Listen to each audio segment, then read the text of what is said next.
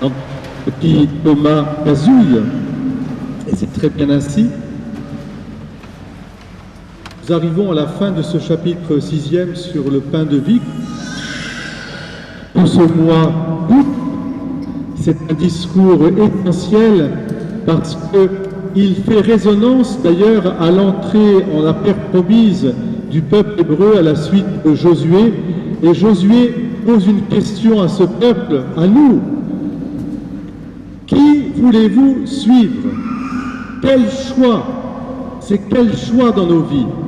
Voulez-vous suivre vos dieux, les dieux d'avant, les dieux des contrées que nous avons traversées, le dieu Baal et d'autres dieux? Ou alors voulez-vous suivre le Dieu unique avec le décalogue, les 10 commandements, avec les prescriptions qui ont été données aussi pour conserver la sainteté? Au fond, voilà la grande question. Qui choisissez-vous? Eh bien, c'était la même question que Jésus pose ensuite. Et vous, que voulez-vous? Voulez-vous me suivre ou voulez-vous partir comme beaucoup de ses disciples? Parce que là, il ne s'adresse pas ni aux pharisiens, ni à des gens de l'extérieur. Il s'adresse à ses disciples. Et la réponse de Pierre, évidemment, est une réponse non pas de l'intelligence rationnelle, bien qu'il s'en serve, mais elle est une réponse de l'intelligence du cœur.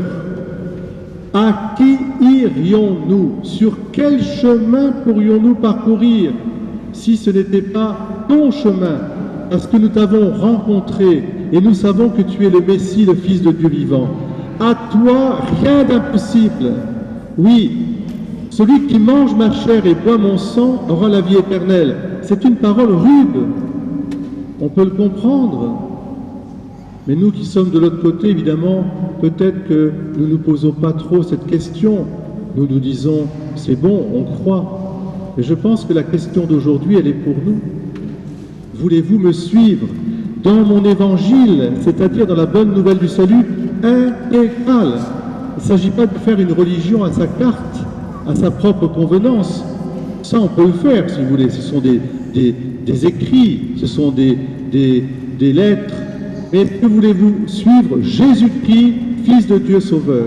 C'est ça la grande question. Et alors cette question, elle fait résonance à la seconde lecture, qui est une lecture rude. Que personne ici me dise qu'ils écoutent la parole de Saint Paul sur l'homme et la femme et le mariage sans être a priori choqués. Parce que Paul dit que la femme doit être soumise à son mari et que le mari aussi doit donner sa vie pour sa femme comme le Christ a donné sa vie pour son Église. Mais nous, quand nous lisons la parole de Saint Paul, nous sommes choqués au premier abord en disant « Qu'est-ce que c'est que ce misogyne qui veut que les femmes soient soumises à leur mari ?» Alors c'est une parole qu'il faut bien sûr interpréter, comprendre, mais dans l'amour simplement, dans l'amour du don. Le mot soumission ici est à mettre en rapport avec le mot confiance. Est-ce que je me soumets à Dieu? Oui, parce que j'ai confiance en lui. Je me soumets à une personne, à une trinité de personnes, à une relation d'amour. Alors là, oui, le mot soumission prend toute sa résonance, mais non pas la soumission à un Dieu qui serait un tyran, que je ne verrai jamais, qui me soumet à des lois, d'ailleurs souvent humaines, que les hommes rajoutent. Il n'y a pas de relation là. Il y a une crainte servile d'esclave. Évidemment, ce n'est pas cela que saint Paul prêche. Il prêche l'amour, le plus beau, le plus grand des amours, l'amour humain d'un homme et d'une femme. Il le prêche à l'image de l'amour du Christ pour son Église. Celui qui mange ma chair et boit mon sang a la vie pour toujours. Je donne ma vie, mes brebis. Eh bien, dans l'amour conjugal, il y a ce don de la vie, comme dans un baptême, comme dans une communion, que nous allons vivre maintenant aussi, il y a ce don de la vie. Alors j'aime bien, il y a dans les proverbes quelque chose de très, très imagé. il y a 3 merveilles qui me dépassent, 4 dont je ne sais rien. Le chemin de l'aigle dans le ciel, le chemin du serpent sur le rocher, le chemin du navire qui en haute mer, et le chemin de l'homme vers sa femme. 4 réalités belles à voir, on pourrait dire 4 exploits. Comment l'aigle, si lourd, peut-il s'élancer? Comment le serpent, non muni de pattes, peut-il marcher? Comment le navire peut-il se maintenir sans couler?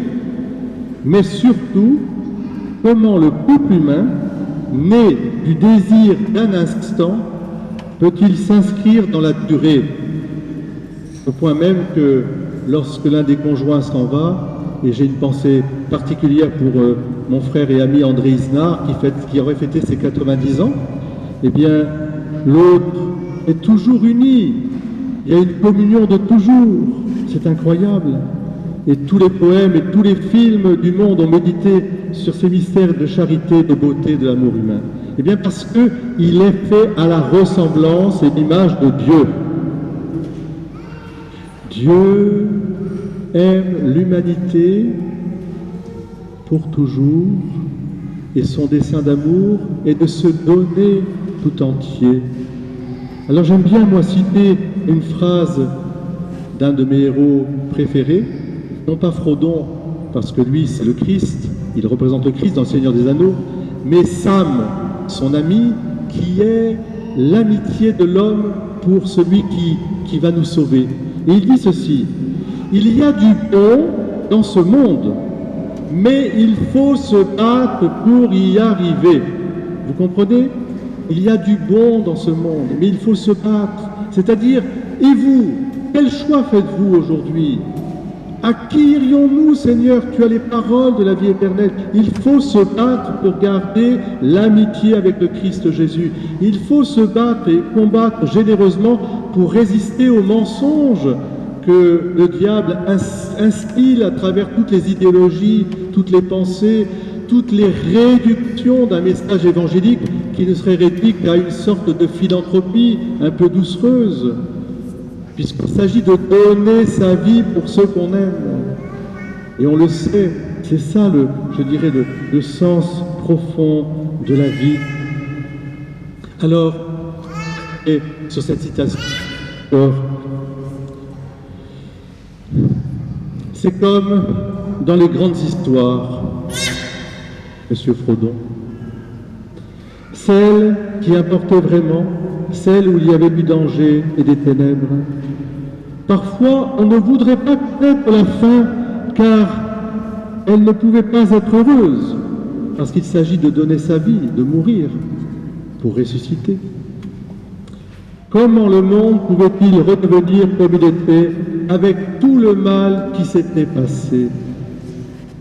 Mais en fin de compte, elle ne fait que passer, cette ombre. Même les ténèbres ne font que passer. Un jour nouveau viendra, et lorsque le soleil brillera, c'était ces histoires dont on se souvenait et qui signifiaient tellement. Même lorsqu'on était trop petit pour comprendre de quel amour Dieu nous a aimés. C'est une histoire qui ne prendra jamais fin. Mais je sais maintenant, les personnages de ces histoires avaient 36 occasions de se retourner, d'abandonner, de fuir, comme les disciples qui n'ont pas cru à la parole de Jésus, elle était trop dure. Mais eux ne l'ont pas fait, les 12 apôtres. Ils ont continué leur route parce qu'ils avaient foi en quelque chose. Et nous allons dire parce que nous avions foi en quelqu'un. Tu as les paroles de la vie éternelle. À qui irions-nous? Oh oui, mes chers frères et sœurs, en ce dimanche, au moment où nous allons baptiser Thomas et Jade, j'aimerais qu'il y ait un renouveau de cette amitié profonde avec le Seigneur qui nous fait dépasser, comme disait la grand-mère, nos chagrins, nos incertitudes, les guerres, les conflits et même cette pandémie, qui nous fait dépasser aussi notre entendement un peu, parce qu'il faut savoir soumettre notre intelligence à la lumière de la foi. Ces paroles sont dures à entendre, oui, je le sais, mais ce sont des paroles de victoire, d'un amour plus fort que le péché, que la souffrance, que la séparation, que la mort. Celui qui mange ma chair et boit mon sang a la vie éternelle, et moi je le ressusciterai. Amen.